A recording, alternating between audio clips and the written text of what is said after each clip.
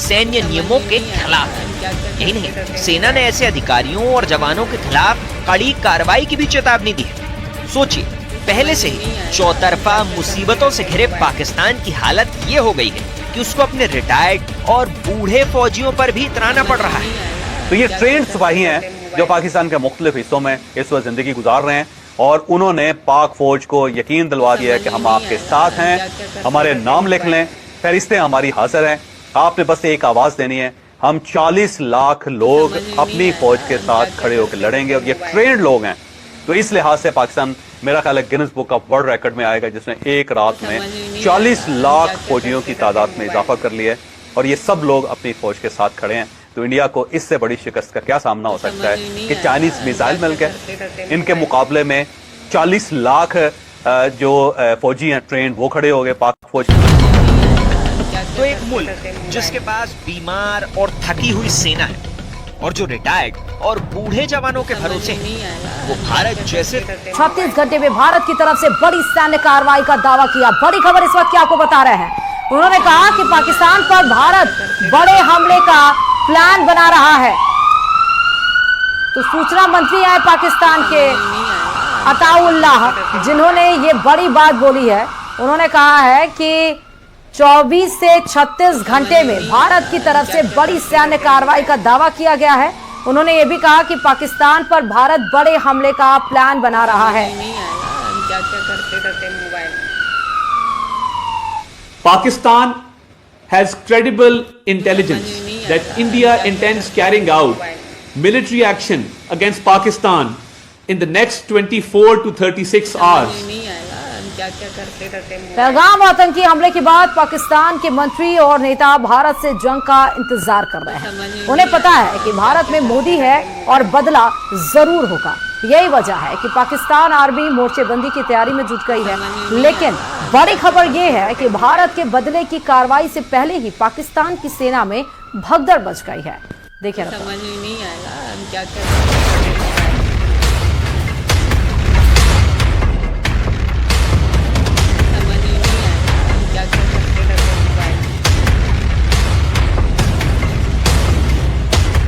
पहलगाम हमले के बाद से ही खौफ के साए में जी रहे पाकिस्तान में अब एक नई भगदड़ मच गई, और भगदड़ भी उस पाकिस्तानी फौज में मची है जिसके दम पर वहां के मंत्री शेख चिल्ली वाला दम भर रहे हैं। कभी जंग जीत लेने के हवाई दावे, तो कभी परमाणु बम वाली गीदड़ फपकी।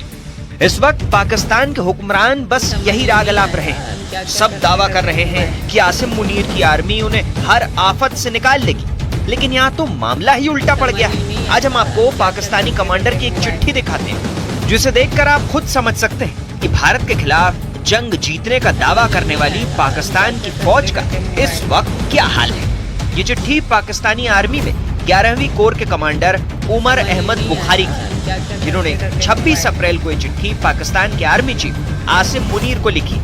लेकिन उससे पहले आपको पाकिस्तान के एक पत्रकार की बात सुनाते हैं कि कैसे पहलगाम हमले के बाद डरा पाकिस्तान अपने रिटायर्ड फौजियों से संपर्क साध रहा है। पाकिस्तान शायद Guinness book of world record में आ जाए कि इसने एक रात में 40 लाख फौजियों की तादाद में इजाफा कर लिया है। और ये 40 लाख फौजी कौन से हैं? ये एक्स सर्विसमैन है। पाकिस्तान के अंदर एक सोसाइटी है जिसको कहते हैं एक्स सर्विसमैन सोसाइटी। ये वो फौजी हैं जो मुख्तलिफ औकात में अफवाज पाकिस्तान का हिस्सा रहे हैं, और उसके बाद ये रिटायरमेंट की जिंदगी गुजार रहे हैं, और अपने अपने घरों में, अपने अपने देहात में, अपने अपने गांव में। तो एक्स सर्विसमैन जो है, उसके जो मेंबर्स हैं, उनकी टोटल तादाद 40 लाख है।